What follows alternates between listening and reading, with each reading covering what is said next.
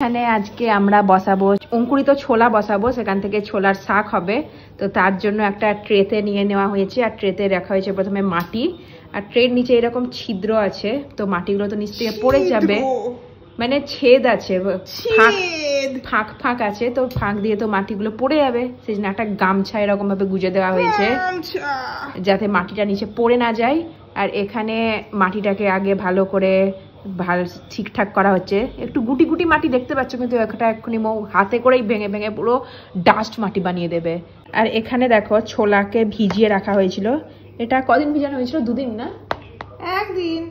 এটা একদিন না ভিজানো হয়েছিল একদিন, তারপরে এমনি শুকিয়ে ফেলে এটা জাস্ট রাখা হয়েছিল দুদিন। একদিনে জাস্ট ছোট ছোট এরকম অঙ্কুর বেরিয়েছিল, আর দুদিনে একদম বড় বড় অঙ্কুর বেরিয়ে গেছে।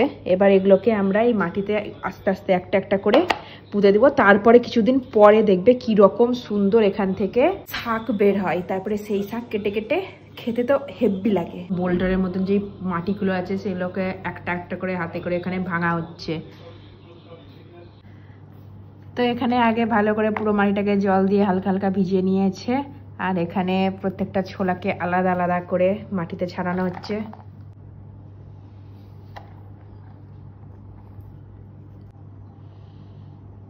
এইখানে অনেক জায়গা আছে, এই মাটি পাবি কোথায়? এটা এই যে কিনতে যাস, এই কি কম্পোস্ট, ভার্মি কম্পোস্ট, গোবর সার, আর এটা নিজে থেকে তৈরি হয়েছে একটা। কি এটা মাটি না?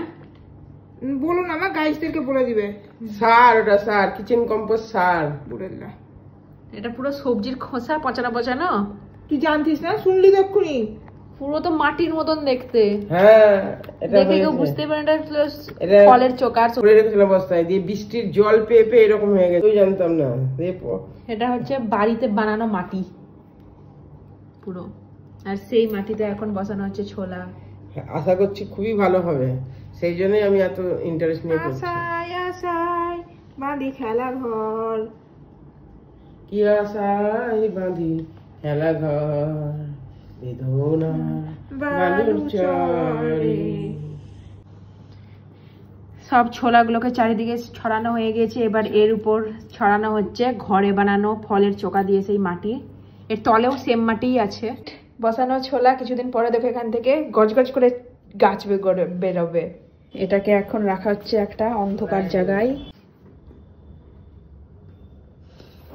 এখান থেকে গাছ বের হবে, শাক গজাবে, তখন আবার তোমাদেরকে দেখাবো। টাটা।